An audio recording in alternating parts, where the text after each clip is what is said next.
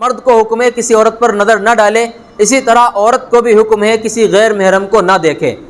ایک مرتبہ اللہ کے نبی صلی اللہ علیہ وسلم کے پاس ازواج مطہرات تھیں، آپ کی بیویاں تھیں۔ ایک صحابی ہیں عبداللہ ابن ام مکتوم رضی اللہ تعالیٰ عنہ، یہ صحابی تشریف لائے، یہ نابینا ہیں، دیکھ نہیں سکتے، تو ازواج مطہرات نے پردہ نہیں کیا، تو نبی کریم صلی اللہ علیہ وسلم نے ارشاد فرمایا کہ تم ان سے پردہ کیوں نہیں کر رہی؟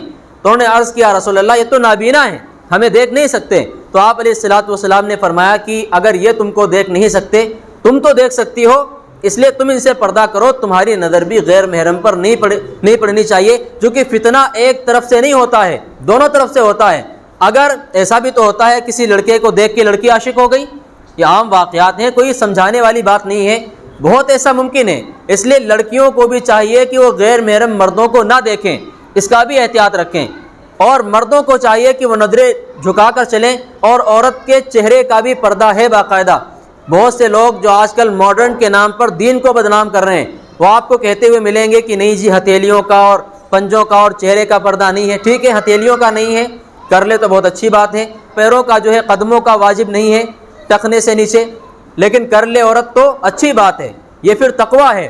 لیکن چہرے کا پردہ شریعت میں واجب ہے، بہت سی حدیثوں سے بھی یہ بات ثابت ہوتی ہے۔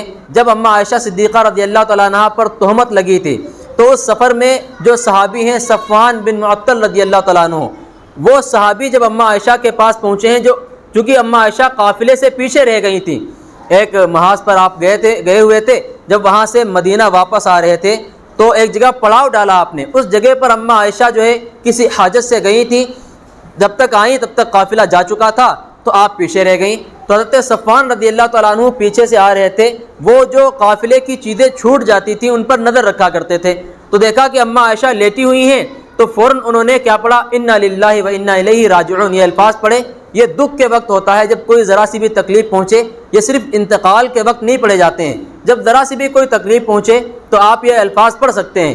تو انہیں پڑھے تو اماں عائشہ فوراً اٹھ کے بیٹھ گئیں، اور آپ فرماتی ہیں میں نے اپنا چہرہ فوراً چادر سے ڈھانک لیا۔ اور ایک بات اور اماں عائشہ نے فرمائی کہ اب حضرت صفوان نے مجھے یوں پہچان لیا کیونکہ انہوں نے پردے کا حکم نازل ہونے سے پہلے مجھے دیکھا تھا، جب پردے کا حکم نازل ہی نہیں ہوا تھا تب مجھے انہوں نے دیکھا، جب پردے کا حکم نازل ہو گیا اللہ کی جانب سے کہ پردہ کرنا ہے، اس کے بعد سے انہوں نے مجھے نہیں دیکھا تھا۔ تو جیسے ہی میں اٹھی ہوں میں نے فوراً اپنا چہرہ ڈھانک لیا۔ اس سے پتہ چلتا ہے کہ چہرے کا بھی پردہ ہے۔ یہ تو نقلی دلیل ہو گئی جو حدیث سے منقول ہے، باقی عقلی دلیل بھی تو یہ ہے، کیا کبھی ایسا ہوا ہے کہ کسی کے پیر دیکھ کے کوئی عاشق ہو گیا ہو؟ فتنہ تو چہرے سے ہی شروع ہوتا ہے، چہرے سے اصل فتنہ شروع ہوتا ہے۔ اگر چہرے کا ہی پردہ ہٹا دیا جائے پھر تو فتنے اور بھی زیادہ بڑھ جائیں گے۔ آج کل جو نقاب چل رہے ہیں، برقعے وغیرہ، تو آپ نے دیکھا ہوگا شاید، یہ ماشاء اللہ لکھا ہوتا ہے برقعے کے اوپر۔ آپ اندازہ لگائیں کتنی آسان سی بات ہے۔ نقاب کس لیے ہوتا ہے؟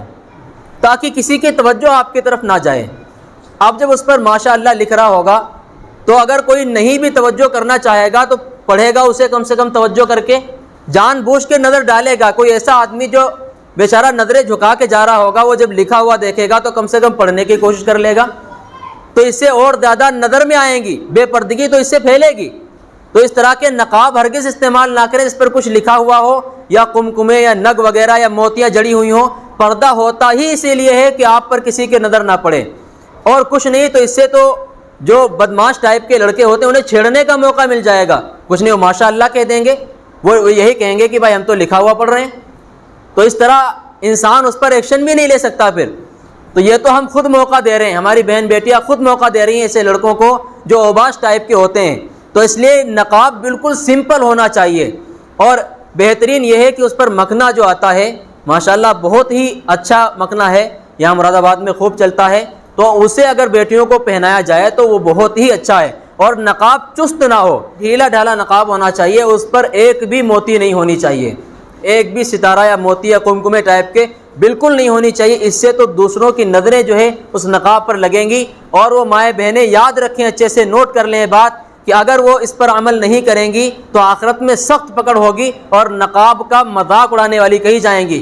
فیشن والے آ رہے ہیں نقاب، بھائی نقاب میں اور پردے میں فیشن کا مطلب ہی کیا ہے؟ پردہ کہتے کسے ہیں؟ چھپانے کو۔ تو چھپانے کو جب پردہ کہتے ہیں تو اس میں فیشن کا کیا مطلب ہے؟